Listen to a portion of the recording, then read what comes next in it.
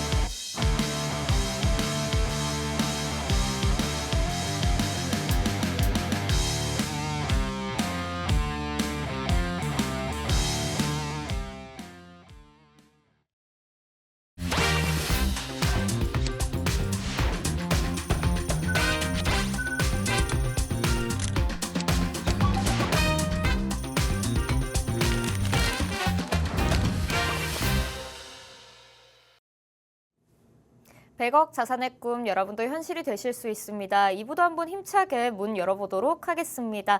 2부에서 함께 해주실 마스터님은요. 국내 시장은 물론이고요. 해외 시장과 암호화폐 시장까지 정말 다양한 곳에서 전문성을 섭렵하시고 그 전문성을 기분 좋은 수익으로 증명해 주시는 분이십니다. 바로 올라운더 서성민 마스터님인데요. 마스터님 한번 모셔보도록 하겠습니다. 마스터님 안녕하세요. 안녕하세요.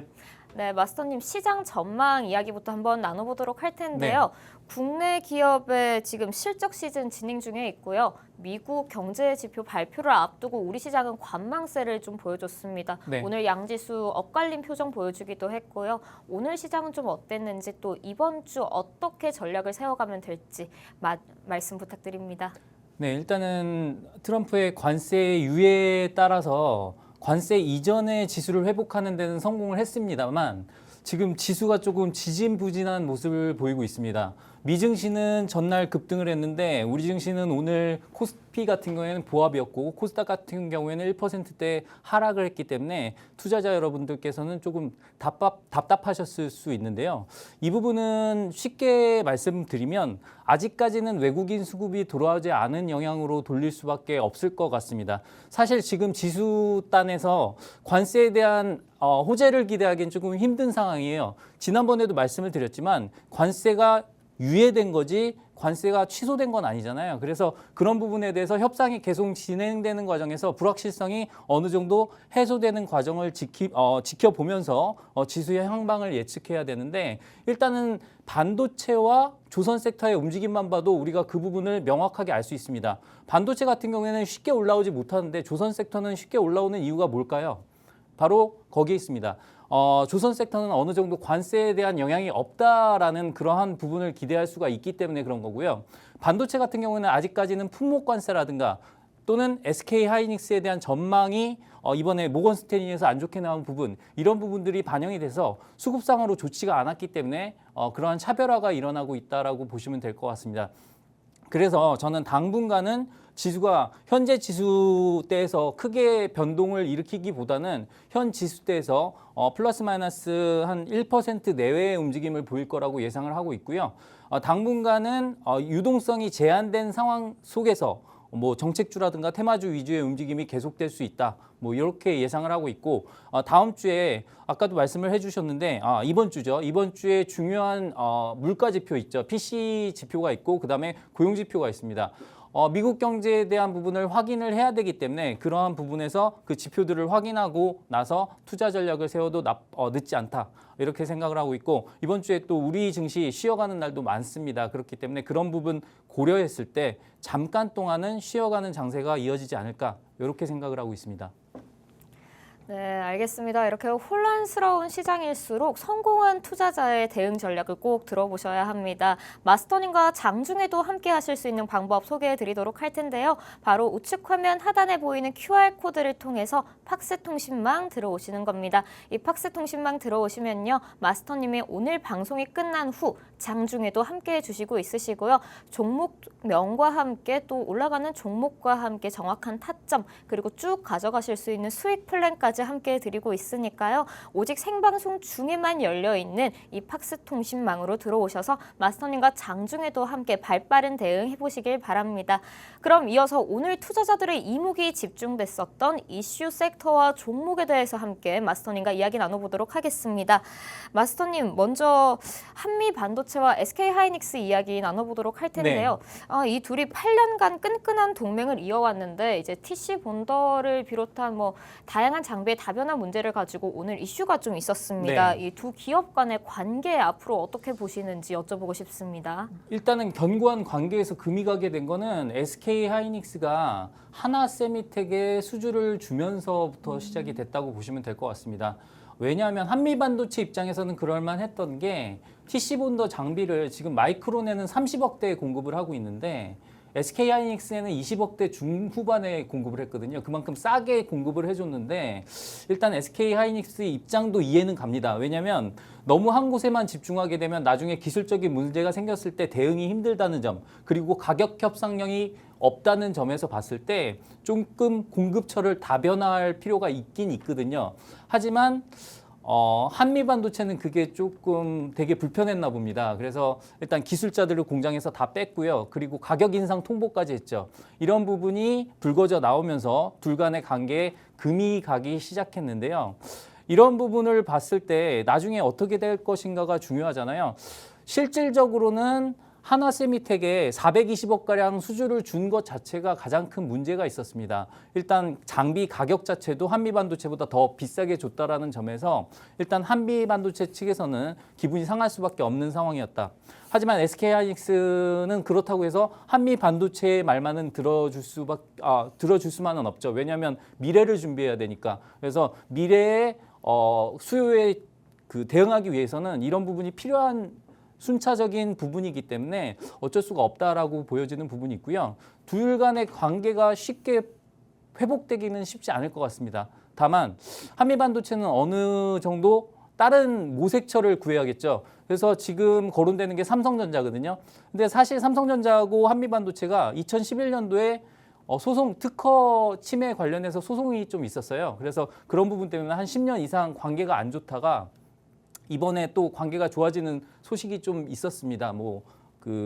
한미반도체의 예전 대표가 돌아가셨는데 거기 상에 삼성전자의 관계자가 나타났다. 이런 얘기들이 돌면서 좀 화해를 한 게 아니냐 이런 얘기가 돌았거든요. 그래서 만약에 삼성전자에 또 납품을 할 수 있다라고 한다면 한미반도체는 또 다른 우군을 얻는 거겠죠. 하지만 이마저도 조금 쉽지는 않은 게 SK하이닉스와 삼성전자가 HBM을 만드는 과정이 조금 다르기 때문에 TC 본더를 약간은 커스터마이징을 해야 됩니다. 그래서 그런 부분까지 고려를 한다라고 한다면 한미반도체도 어느 정도 삼성전자와의 다시 관계 개선을 준비하고 있는 부분이다라고 생각을 하면 되겠고 SK하이닉스와 한미반도체가 딱 짝으로 움직이는 거는 당분간은 보기 힘들 것 같다.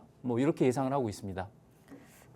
SK하이닉스는 공급처를 다변화할 이유가 있었다라고 의견을 주셨는데요. 그럼 마스터님, 이 SK하이닉스의 TC 본도 관련 이슈로 오늘 한미 반도체는 좀 급락하는 모습을 보여줬고 경쟁사인 한화세미텍의 이제 모회사인 한화비전은 또 급등하는 모습 보여줬습니다. 이 각각 두 기업의 행보도 좀 말씀 부탁드리겠습니다. 사실은 한미반도체랑 한화세미텍이랑 지금 특허를 가지고 소송 중에 있습니다. 네. 소송을 건 쪽은 한미반도체예요. 그래서 특허 침해 소송을 건 상황이고 한화세미텍 같은 경우에는 최근에 SK하이닉스에게 인정을 받으면서 떠오르는 신흥 강자로 부각이 됐는데 사실 문제는 한화비전의 주가는 한화세미텍의 주가를 완전히 포함하지 못한다는 거예요. 뭐냐면 한화비전은 시큐리티 분야랑 그다음에 TC 본더 분야가 있기 때문에 한화세미텍의 기업 가치와 시큐리티 분야의 기업 가치를 합해서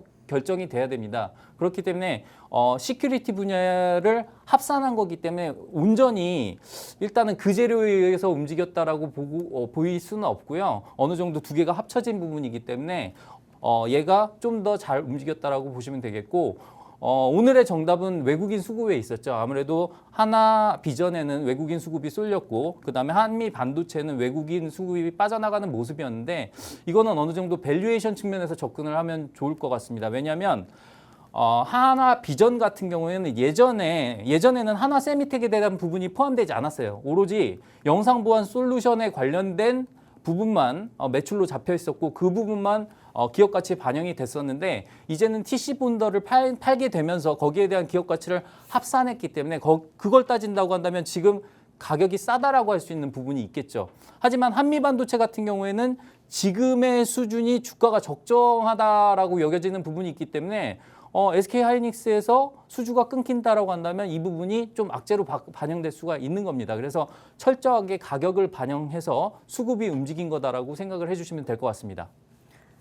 오늘 두 기업의 주가 행보에는 사실 외국인의 수급에 그 답이 있었다라고 의견 남겨주셨습니다. 이렇게 오늘 SK하이닉스 관련한 이슈 함께 살펴봤고요. 두 번째 이슈 한번 이어서 살펴보도록 하겠습니다. 자, SK텔레콤 유심 관련해서 정보 유출 우려에 관한 이야기 한번 나눠보도록 할 텐데요. 마스터님, 이러한 상황 속에서 오늘 보안주가 강세를 보여줬고요. 그중에서도 한싹과 유비벨룩스는 특히 상한가도 보여줬습니다. 이 보안주의 강세 앞으로의 전망은 좀 어떨지 또 이런 흐름 어디까지 언제까지 갈지도 말씀 부탁드리겠습니다. 네, 지금 자산이 많이 디지털화되고 있지 않습니까? 네. 비트코인도 되게 중요해졌고요. 그다음에 금융 플랫폼도 상당히 중요해졌습니다. 그리고 마이데이터 사업도 되게 중요합니다. 그런 부분들 때문에 보안은 어쩔 수 없이 중요합니다. 네. 그래서 보안 섹터에 대해서는 지금 문제가 아니더라도 앞으로도 계속 관심을 가져봐야 되는데 사실 SK텔레콤의 유심칩 관련된 사건과 관련해서 오늘 상한가가 간 종목들은 어느 정도 차별화가 좀 있다고 여겨지는 부분이 있어요. 예를 들어서 한싹 같은 경우에는요. 정보 보안 솔루션 업체로서는 상당히 큰 기술력을 가지고 있는 건 맞지만 유심칩과 관련된 부분에서 어떤 접점을 찾기는 조금 힘든 부분이 있습니다. 그래서 얘는 조금 오늘 좀 주가가 좀 오버를 했다라고 보여지는 부분이 있기 때문에 이 지속성이 있기보다는 얘는 조금 더 오르면 이탈이 있지 않을까, 조금 하락이 나오지 않을까 싶은 부분이 있고요. 유비벨록스 같은 경우에는 유심칩 관련해서는 상당히 재료가 있는 종목이 맞습니다. 그리고 이 종목 같은 경우에는 실적이 어마어마하게 좋은 종목이에요. 매출액도 6천억 정도 되고요. 영업이익도 400억 정도 되는 아주 견실한 중견기업인데 시가총액이 지금 1,000억 정도밖에 되지 않습니다. 오늘 상한가를 갔기 때문에 한 1,300억 정도 될 텐데 사실 이 종목 같은 경우에는 너무 좋은 종목이긴 하지만 사기는 힘들 것 같아요. 왜냐하면 상한가가 점으로 갔잖아요. 그래서 점 상한가를 갔기 때문에 매수세가 많았지만 매도세는 나오지 않았다라고 보여집니다. 그래서 내일도 분명히 이 종목은 급등해서 시작할 텐데 이 종목을 만약에 내일이더라도 살 수 있다라고 한다면 내가 살 수 있을 때는 이미 늦었을 때다. 저는 이렇게 생각하고 있고요. 그래서 이런 종목은 너무 좋긴 하지만 관심권에 놔두고 어느 정도 종목의 움직임을 보였을 때만 사는 걸로 하시면 되겠습니다. 네, 한싹은 이 주가의 상승의 지속성이 좀 보이지 않아서 하락이 예상된다고 말씀해 주셨고요. 유비벨록스 관련해서는 실적도 좋고 앞으로의 긍정적 흐름도 보이지만 좀 접근하기에는 어려움이 있지 않을까라고 의견 남겨주셨습니다. 네, 마스터님, 근데 SK텔레콤 오늘부터 유심 무료 교체에 들어간다고 했습니다. 그럼 이런 좀 유심 교체에도 불구하고 사실 정보 유출에 대한 우려 때문에 많은 분들의 통신사 이탈이 나타나고 있는데 이 SK텔레콤은 앞으로 좀 어떤 모습 보여줄까요? 사실 SK텔레콤은 뭐 주가 상승을 노린다기보다는 배당 차익을 노리고 들어가는 종목 중에 조금 안정적인 종목으로서 유명한 종목인데요. 지금 사실 이런 사태가 생긴 이상 가입자 이탈이 있을 수 있고 그다음에 유심칩에 대한 비용을 일회성으로 처리해야 된다라는 점 이런 부분들을 고려했을 때 당분간은 접근하지 말아야 되는 종목으로 보시면 될 것 같습니다. 분명히 저가 메리트가 있을 수는 있습니다만 당분간은 조금 SK텔레콤보다는 반사이익으로 LG U+나 KT를 오히려 보시는 게 낫겠다. 그리고 배당 쪽을 보더라도 KT가 좀 더 유망하다라고 말씀을 드리도록 하겠습니다. SK텔레콤 저가 메리트는 있겠지만 그럼에도 불구하고 당분간 접근하시는 건 조금 유의하시는 게 좋겠다라고 의견 남겨주셨습니다. 그럼 마지막 이슈 한번 살펴보도록 하겠습니다. 네, 한독수 권한대행의 출마설이 돌았고 오늘 관련 테마주 일제히 상승하는 모습 보여줬는데요. 그중에서도 아이스크림 에듀 오늘 상한가 달성하는 모습 보여줬습니다. 마스터님, 이 한독수 관련 테마주 아이스크림 에듀 어떻게 보실까요?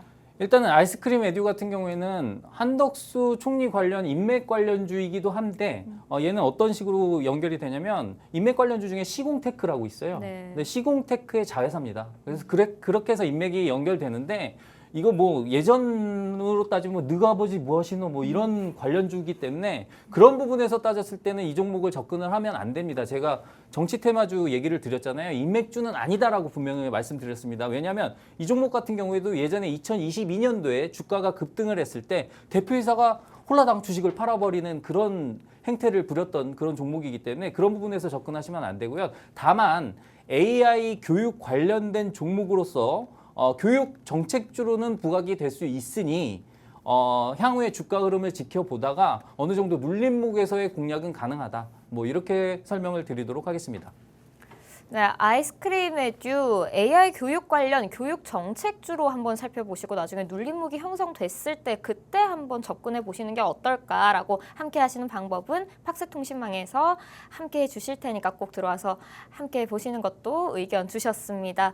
이렇게 마스터님과 오늘장에서 투자자들이 주목했었던 이슈와 종목까지 함께 살펴봤는데요. 이렇게 오늘장에서 이슈가 있었던 종목뿐만 아니라 내일장에서 또 이슈가 있고 올라가는 종목은 어떤 게 있을지 굉장히 궁금하실 텐데요. 궁금증 해결 방법 알려드리도록 하겠습니다. 바로 우측 화면 하단에 보이는 QR코드를 통해서 팍스통신망 들어오시는 건데요. 팍스통신망 들어오시면 내일장에서부터 마스터님이 제공해 주시는 정확한 시황 브리핑과 함께 올라가는 종목에 대한 종목명 그리고 정확한 타점 앞으로 쭉 가져가실 수 있는 수익 플랜까지 마스터님이 장중에도 함께 친절하게 제공해 드리고 있으니까요. 꼭 들어오셔서 마스터님의 도움, 마스터님과 함께 장중에도 발빠른 대응 한번 해보시길 바랍니다. 지금까지 2부에서 마스터님과 함께 시장 전망과 더불어서 오늘장에서 이슈가 있었던 종목은 어떤 게 있었는지 살펴봤고요. 잠시 후 3부에서는 마스터님이 주식 초보자도 쉽게 이해할 수 있는 강의를 준비해 주셨다고 합니다. 또 당장 공략해서 수익을 얻을 수 있는 마스터픽 종목 시간도 갖춰져 있으니까요. 계속해서 채널 고정해 주시면 고맙겠습니다. 그럼 저희는 3부에서 돌아오도록 하겠습니다.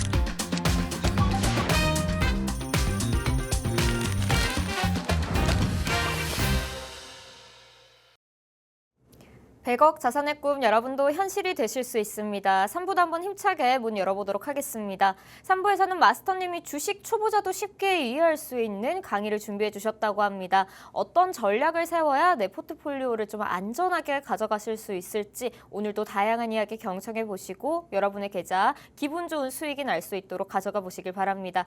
그럼 마스터님 모셔보도록 하겠습니다. 마스터님 오늘은 어떤 강의 준비해 주셨을까요? 네, 일단은 최근에 내세금도 아닌데 사람들이 정말 신경을 많이 쓰는 세금이 있습니다. 미국의 관세죠. 그래서 미국의 관세 정책 때문에 투자자들이 불확실성을 많이 가지고 있고 그 부분 때문에 너무 시장이 오락가락한 측면이 있습니다. 그래서 트럼프라는 사람이 왜 이렇게 무리하게 관세 정책을 펼치는지 우리가 그 본질을 알아야 되기 때문에 거기에 대한 강의를 해드릴 거고요. 거기에 따라서 그에 맞는 우리가 공략할 수 있는 종목을 찾아가는 과정까지 한번 안내를 해드리도록 할 테니까 여러분들은 조금 집중하셔서 강의를 들으시면 오늘은 정말 얻어가시는 게 많을 거다라고 생각을 하고 있습니다. 지금까지 저 사람 왜 저럴까 했던 분들은 오늘 강의를 들으시면서 조금 이해를 하셨으면 좋겠다는 측면에서 쉽게 제가 안내를 해드리도록 하겠습니다. 그럼 바로 시작을 해보도록 할게요. 자, 상호관세가 발표된 이후에 증시의 흐름을 한번 살펴볼 텐데요. 여러분들이 저 표를 보시면 끔찍했던 기억이 떠오르실 겁니다. 4월 2일에 끔찍했던 기억인데, 자, 일단은 뭐 중국은 원래 67%를 부과해야 되는데 나는 관대하니까 34%만 부과할게. 막 이렇게 트럼프가 깐죽거리면서 얘기를 했습니다. 뭐 한국 같은 경우에도 여기 24%가 있을 거예요. 여기 사우스 코리아가 있죠. 25%. 관세가 있고요. 저런 식으로 끔찍한 관세를 부과한 다음에 어떻게 됐습니까? 증시가 거의 폭락을 했죠. 그런데 우리가 한번 생각을 해보면 저걸 발표한 직후에 폭락이 한 게 아닙니다. 저걸 발표한 직후에는 어느 정도밖에 하락을 하지 않았거든요. 근데 그때 폭락을 했던 이유는 뭡니까? 중국이 세게 나오니까 폭락을 했습니다. 중국이 보복 관세를 대응을 하니까 이렇게 급락이 나왔었거든요. 그러고 나서 이 끔찍한 사태가 지금은 완전히 만회가 되었고요. 지금 그 지수대 1515.20을 이미 회복해서 2515.20을 회복해서 오늘의 종가는 2548까지 올라온 상황입니다. 코스피 기준으로요. 그리고 코스닥도 마찬가지죠. 지난번에도 말씀드렸지만 코스닥은 훨씬 더 빨리 회복을 했다라고 말씀을 드렸죠. 조기 대선 테마가 있었기 때문에 어느 정도 테마주도 많이 움직여줬고요. 그리고 바이오주가 강세를 보였기 때문에 훨씬 더 빠른 회복을 할 수 있었다라고 말씀을 드린 부분이 있습니다. 그래서 상호 관세 발표 이후에 증시가 이렇게 흘러왔는데 그러면 우리가 그렇구나 이제 관세 영향은 끝났네 하고 마음 놓고 투자할 수 있느냐? 이게 아니죠. 왜냐하면 상호 관세 부과한 다음에 3개월간 유예를 한 겁니다. 유예라는 건 뭐죠? 그 이후에 다시 발표하겠답니다. 뭘 봐서? 니네들 하는 거 봐서. 이렇게 해서 각국과의 협상이 있기 때문에 이 부분을 우리가 정확하게 짚어봐야 됩니다. 그러면 우리가 여기서 드는 의문점이 있습니다. 뭐가 있냐면 자, 미국 관세 전쟁 그 의도가 뭘까요? 특히 트럼프라는 사람이 저렇게 나오는 이유는 뭘까요? 자, 왼쪽 그림은 오징어 게임이죠. 트럼프가 얘기하고 있습니다. 트럼프를 보면서 누군가가 얘기하죠. 제발 그만해. 이러다 다 죽어. 오일남 할아버지처럼 그러고 있는데 자, 트럼프의 의도가 이렇게 다 죽자는 걸까요? 아니면 자, 여기 신한투자증권에서 갖고 온 건데요. 이렇게 유명인들의 얼굴이 있습니다. 워싱턴 대통령도 있고요. 토마스 제퍼슨도 있고요. 그다음에 루즈벨트 대통령도 있고요. 링컨도 있습니다. 요 옆에 얼굴을 새기는 트럼프의 명예욕 이걸까요? 왼쪽일까요? 오른쪽일까요? 앵커님 어떻게 생각하세요? 아무래도 이름을 좀 남기고자 하는 것 아닐까요? 맞습니다. 트럼프 누굽니까? 부자입니다. 엄청난 부자예요. 대통령도 해봤습니다. 권력도 부도 다 누려봤어요. 뭐만 못 받았죠? 노벨상만 못 받았습니다. 그래서 미국에 뭔가 족적을 남기고 싶어하는 트럼프의 행동이다라는 걸 우리가 잊지 말아야 돼요. 그러면 자, 미국 관세 전쟁은 트럼프가 미국에 거대한 족적을 남기기 위한 건데 그러면 지금은 국민들이 막 욕을 하고 있죠. 그게 진정한 트럼프의 의도일까요? 저는 전혀 그렇게 생각하지 않고 있습니다. 여러분들도 제가 앞으로 하는 얘기를 들어보시면 그렇구나 하시는 부분이 분명히 있을 거예요. 자, 계속 보도록 하겠습니다. 자, 누군가가 해결사로 나섰을 때는 뭔가 문제점이 있을 때예요. 트럼프가 뭔가 미국에 뭔가를 바꾸려고 했을 때는 문제점이 있기 때문에 바꿉니다. 자, 미국이 직면한 문제점을 한번 보도록 할게요. 자, 트럼프가 항상 쓰고 나오는 모자가 있습니다. 저 모자에 뭐라고 써 있냐면 Make America Great Again이라고 써 있습니다. 저는 여기서부터 의문점이 드는 게 뭐냐면 Again에서 의문점이 들어요. 앵커님, 미국을 다시 위대하게잖아요. 네. 미국이 지금 위대하지 않습니까? 어떻게 바라봐야 할까요? 저는 제가 생각했을 때는 네. 미국은 위대하다고 생각해요. 지금도. 근데 뭘 다시 위대하게 해요? 지금 위대하지 않다는 얘기잖아요. 뭔가 문제가 있다는 얘기입니다. 이거는 구조적인 변화 때문에 그래요. 여러분들이 이걸 잘 알고 계셔야 됩니다. 잘 보시면 자, 트럼프가 미국을 다시 위대하게라고 얘기하는 거는 미국이 지금 위대하지 않다는 걸 인정한 거예요. 어떤 부분에서 그런지를 설명을 드리겠습니다. 지금까지 세계 경제 구도는 철저하게 이런 투 트랙에서 진행돼 왔습니다. 생산은요, 중국에서 했습니다. 중국에서 어떻게 생산을 했죠?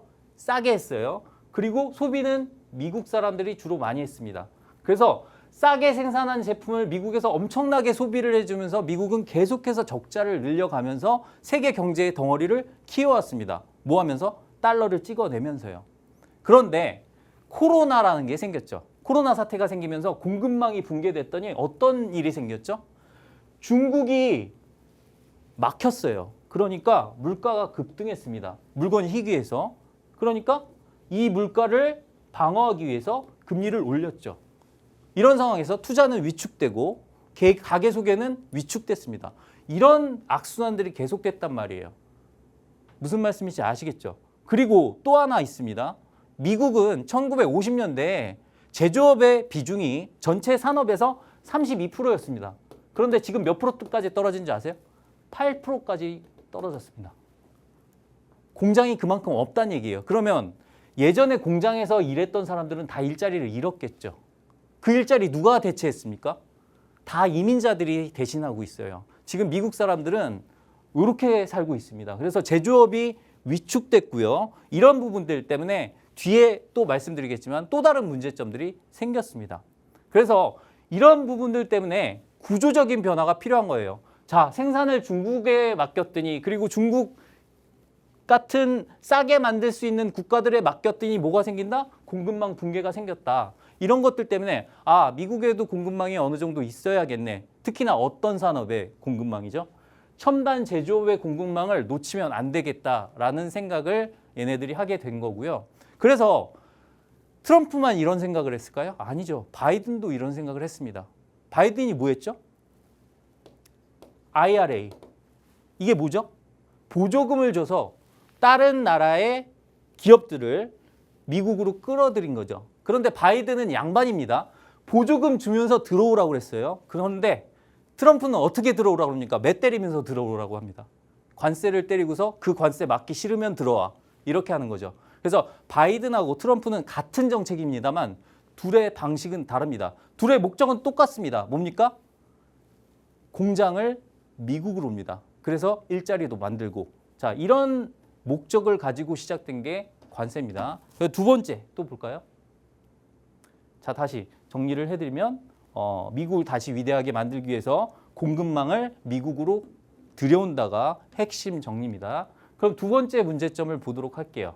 자, 미국이 직면한 문제점 두 번째는요. 자, 과도한 국가 부채. 미 국채를 엄청나게 발행했습니다. 그러다 보니까 이자 비용이 어마어마해요. 지금 어느 정도냐면 국가 부채가 GDP의 100%를 넘었습니다. 미국의 GDP가 어느 정도 되는지 아세요? 4조 2천억 원입니다. 4경 2천조입니다. 4경 2천조. 4경이라는 숫자를 우리는 볼 수가 없죠.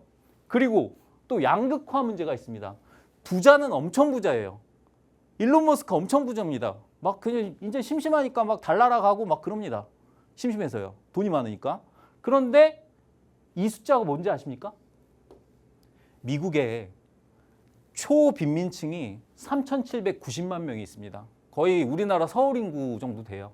그리고 이 비율은 미국 전체 인구의 11.6%가 빈민층이라는 얘기예요. 이런 양극화가 진행되니까 당연히 불만이 많겠죠. 그래서 러스트 베스트를 기점으로 해서 트럼프를 그렇게 지지를 한 거예요. 그래서 이런 일자리를 잃고 가난해진 사람들 때문에라도 정책을 어떻게 해야 된다? 미국에 공장을 세우고 제조업을 부활시켜야 된다. 이게 미국의 입장입니다. 자, 이런 것들 때문에 재정 적자가 지속되고 있고요. 아까 말씀드렸지만 부채로 인한 이자 비용이 아까 말씀드렸죠. 공급망 붕괴로 인해서 물가가 급등하니까 금리도 급등했다. 이 금리가 급등하니까 이자 비용도 늘어납니다. 왜? 이 금리 따라서 국채 이자도 움직이니까. 그래서 국채 금리도 움직이기 때문에 이자 비용이 어디까지 증가했냐면요. 미국의 국방비 수준까지 증가했습니다. 미국의 국방비가 얼마입니까? 1,000조예요, 1,000조. 그래서 이자 비용만 1,000조를 내야 되고 이런 상황이 되니까 어떻게 됩니까? 재정 적자를 메꿔야겠죠. 나라의 국간을 메꿔야 됩니다. 재정 적자가 지속되니까요. 그리고 일자리 문제가 생겼습니다. 자, 나라의 국간을 채우는 방법은 딱 두 가지밖에 없어요. 뭡니까? 세금을 걷어야 돼요. 국민한테 세금을 걷거나 아니면 다른 나라한테 좀 뭔가를 뜯어내거나. 그런데 트럼프는 애국자 아닙니까? 자기 국민들을 힘들게 할 수 없습니다. 그래서 세금을 늘릴 수는 없으니까 어떤 식으로 했다? 자, 다른 나라한테 세금을 때립니다. 자, 우리가 국민들한테 소득세 그리고 뭐 부가가치세 이런 걸 때리잖아요. 근데 다른 나라에 때리는 세금을 우리가 뭐라 그럽니까? 관세라고 합니다. 그래서 다른 나라한테 세금을 받는 거예요, 얘는. 자, 바이든 같은 경우에 보조금을 줬죠. 그런데 바이든을 욕하면서 얘는 뭐라 했습니까? 나는 관세를 받을 거야. 이러면서 10% 보편 관세를 때렸습니다. 이것만 해도 어마어마하죠. 근데 이거에서 끝나지 않고 뭐를 시작했습니까? 관세 폭행을 하기 시작했습니다. 관세 폭행. 자, 관세 폭행이 뭡니까? 아까 보여드렸던 그 어마어마한 표를 들고 와가지고 너는 100%, 너는 50%, 너는 40% 이러고 있는 겁니다. 자, 여러분들 이해하셨죠? 지금까지 보시면 트럼프의 관세 정책은 오로지 미국만을 위한 정책이었습니다. 그런데 문제가 있습니다. 아까 공급망 붕괴로 뭐가 일어났다고 했죠? 물가가 급등했다고 했죠. 물가가 급등하면서 금리를 올릴 수밖에 없었고 이런 과정 때문에 트럼프가 예전에 2020년도 대선에서 바이든에게 졌습니다. 그런데 지금 돌아와서 관세 정책을 펼쳤는데 물가가 또 급등을 해. 그러면 트럼프는 또 바보짓 하는 거죠. 하지만 이번에는 좀 다르죠. 또 한 번 할 수는 없습니다. 이번이 마지막이기 때문에 이 사람은 하는 데까지 할 거란 말이죠. 그리고 또 하나. 아까 일자리 문제 말씀드렸죠. 일자리 때문에 펼친 정책이 뭡니까? 이민자 정책. 자, 불법 이민자 다 내쫓아. 그걸 누가 대체하겠다는 겁니까? 미국 사람으로 대체하겠다는 거예요. 하지만 여기도 조금 문제점은 있습니다. 일자리를 미국 사람으로 대체하면 그들이 힘든 노동을 할까요? 뭐 그러지는 않을 거라고 생각을 하고 있습니다. 다만 빈민층 같은 경우에는 이쪽으로 또 대체될 수가 있겠죠. 그래서 그런 부분을 생각해 본다라고 한다면 트럼프의 정책은 미국의 제조업을 부활시키고 과도한 재정 적자를 해소하면서 일자리를 늘리는 쪽으로 원래는 가닥을 잡고 있는 정책이다라고 보시면 될 것 같습니다. 그런데 아까 말씀을 드렸잖아요. 그냥 이대로 관세를 때리게 되면 쉽게 생각해서 자, 중국에서 그냥 10% 관세만 때린다고 생각을 해봅시다. 중국에서 100달러에 들어오던 게 110달러에 소모가 됩니다. 그러다 보면 소비자들은 미국 사람들이에요. 110달러에 무조건 살 수밖에 없어요. 그래도 얘가 싸기 때문에. 그러면 이만큼 세금이 자기가 내는 돈이 올라가잖아요. 이거 뭡니까? 물가가 올라가는 거죠. 그런데 이런 물가를 잡기 위해서 트럼프는 또 하나의 정책을 펼칩니다. 뭐라고 얘기했죠? 드릴 베이비 드릴. 그냥 뽑아. 얘들아 뽑아. 이런 소리입니다. 그게 뭐냐? 원유를 뽑아. 천연가스를 뽑아. 다 뽑으면 어떻게 되죠? 많아지죠. 원유가 많아지고 천연가스가 많아지면 어떻게 됩니까? 가격이 떨어집니다. 자, 미국 사람들은 정말 생활 물가에 정말 많은 부분이 땅덩어리가 넓다 보니까 유가고요. 그리고 천연가스 가격입니다. 이런 가격을 낮춰줄 테니 여기에서 올라간 부분을 여기로 상쇄시켜 주겠다. 여기서 올라간 물가를 여기서 떨어뜨려 주겠다. 이런 정책입니다. 그러니까 트럼프는 바보가 아니고요. 트럼프 옆에 있는 사람들도 다 바보가 아니에요. 트럼프가 미친 짓을 하면 말리겠죠. 근데 그 미친 짓이 어느 정도 타당성이 있고 일맥상통하기 때문에 말리지 않은 겁니다. 그래서 트럼프는 이러한 의도에서 관세 정책을 펼쳤고 이게 트럼프의 해결책이었다라는 겁니다. 이렇게 되면서 궁극적으로는 뭐가 되죠? 자, 관세를 과도하게 때립니다. 20% 30% 때린다니까 결국 현대차 같은 회사가 어떻게 했죠? 나 너네 나라 가서 만들게. 미국에 공장 지을게 라고 분명히 얘기했잖아요. 왜? 거기 가서 지으면 좀 더 쌀 것 같으니까. 관세 때려 맞는 것보다는. 그래서 공급망 재편의 효과까지 있는 거죠. 그래서 이렇게 되면 여기에도 일자리가 생긴다. 미국에도 일자리가 생기는 거 아니겠습니까? 그래서 이런 부분들에서 트럼프의 해결책이 나온 거다라고 보시면 될 것 같습니다. 자, 그런데 시장은 놀래버렸죠. 의외의 반응 때문에 놀래버렸습니다. 원래는 이런 트럼프의 의도를 모두가 예상을 하고 있었어요. 다 협상의 카드일 것이다. 증권사에서도 다 예상을 했습니다. 그런데 어떤 문제가 생겼냐면 말도 안 되는 숫자를 냈을 때 트럼프가 예상했던 반응은 협상하자 우리였습니다. 그런데 중국이 어떻게 나왔습니까? 같이 죽자 우리, 배째라 얘야 이렇게 나왔습니다. 그래서 이런 부분 때문에 시장에 충격이 왔던 거고요. 이런 과정을 해소해 나가는 과정에 있다라고 보시면 될 것 같습니다. 지금 중국과 미국이 협상안에 만에 이르고 있잖아요. 사실 시진핑 같은 경우에는 물러설 수가 없습니다. 왜냐하면 중국에서 시진핑의 위치는 거의 신과 같은 존재죠. 근데 신이 물러서면 되겠습니까? 안 됩니다. 트럼프도 마찬가지죠. 물러설 수 없다. 둘이 이렇게 부딪히다가 이제 진짜 둘이 죽게 생겼으니까 조금씩 얘기가 진전되고 있습니다. 누가 먼저 손을 내밀었죠? 오히려 트럼프가 먼저 손을 내밀었습니다. 왜? 트럼프의 의도는 명백하니까. 그런데 시진핑은 그것보다 더 위에 자신의 존재 그게 있기 때문에 그런 부분에서 조금 숙이고 들어갔다라고 생각되는 부분이 있습니다. 그리고 또 하나의 우리가 차이점을 볼 수가 있는데 트럼프 1기 때는 중국만 때렸어요. 중국만 때렸는데 트럼프 2기 때는 어떻게 되죠? Everything, everybody. 모든 사람을 다 때리고 있습니다. 그냥 지나가는 한국도 때리고요. 막 잘 빌고 있는 일본도 때리고요. 뭐 중국은 말할 것도 없고요. 왜 그렇죠? 일단은 우방 국가들의 경우에는 공급망 재편이 필요하기 때문에 그렇습니다.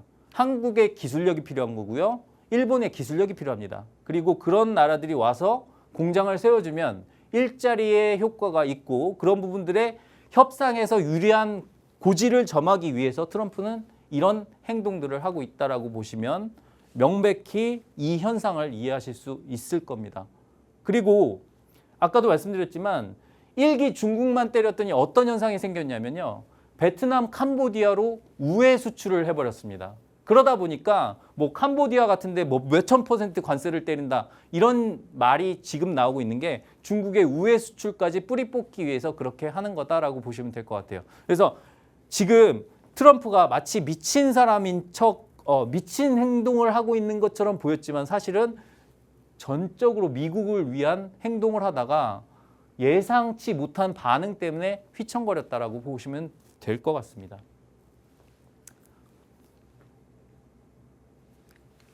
네, 트럼프 관세 관련해서 이슈와 쟁점 한번 짚어주셨고요. 또 현 시장의 모습까지 한번 살펴봐 주셨습니다.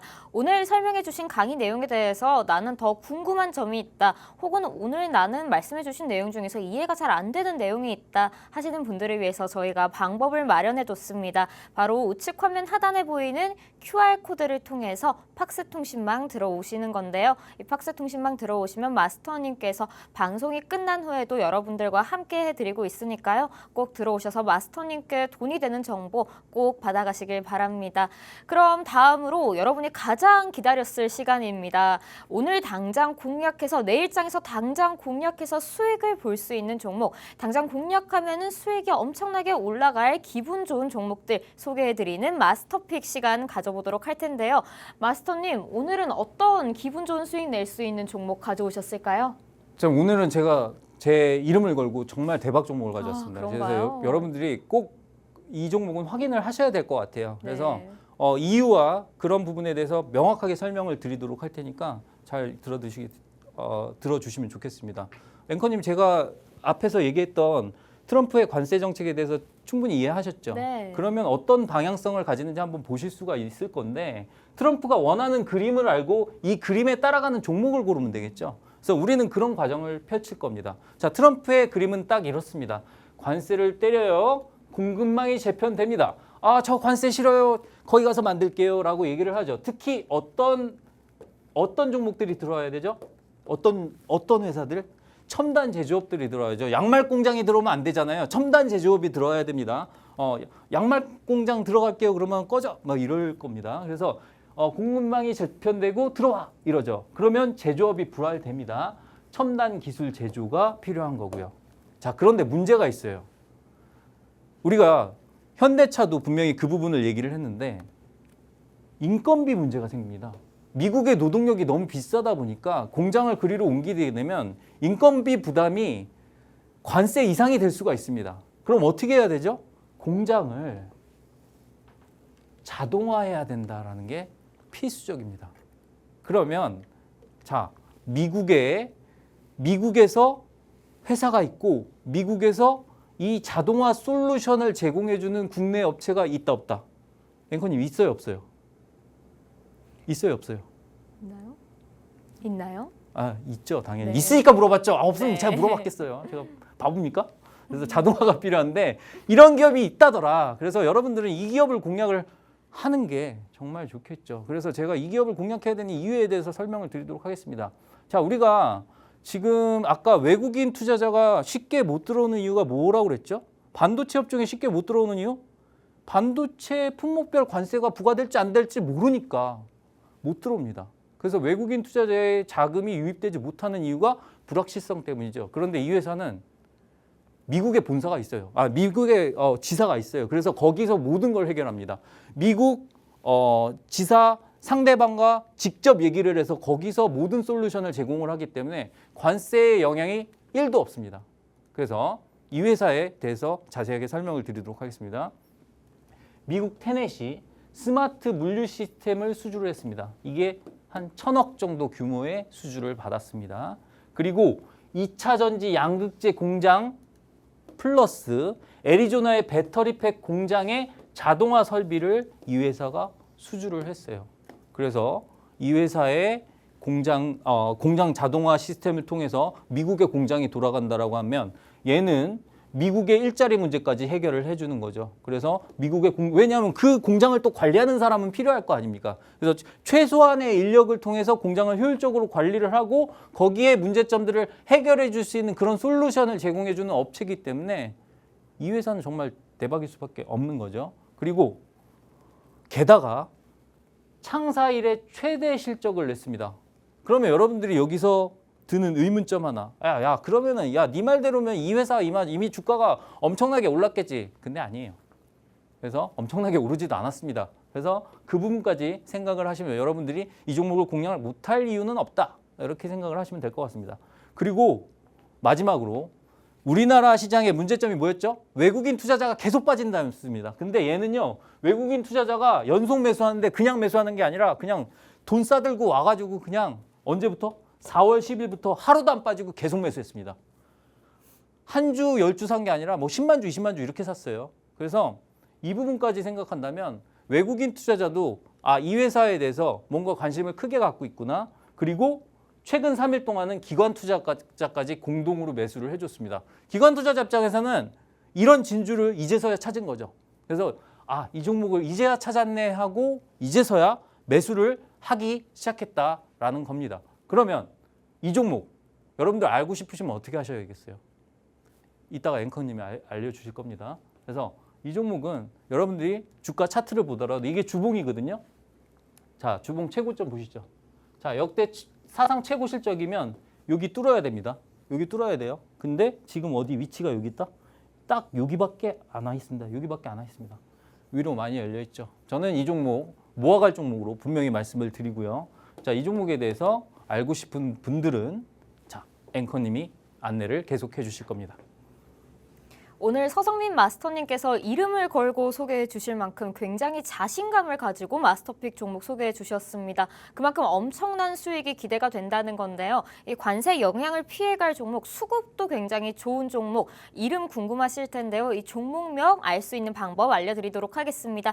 바로 우측 화면 하단에 보이는 QR코드를 통해서 팍스통신망 들어오시면요. 바로 방송이 끝난 후에 마스터님께서 팍스통신망에서 제공해 드리고 있으니까요. 꼭 들어오셔서 마스터님께 이 종목명 꼭 받아가시길 바랍니다. 본 방송에서 제공해드리는 정보는 투자 판단에 대한 참고 자료일 뿐입니다. 해당 종목에 대한 가치와 상승 하락은 보장하지 않는 점 참고해주시면 고맙겠습니다. 그럼 저희는 내일 이 시간 오후 10시에 다시 돌아오도록 하겠습니다. 오늘도 끝까지 함께해주신 여러분 고맙습니다.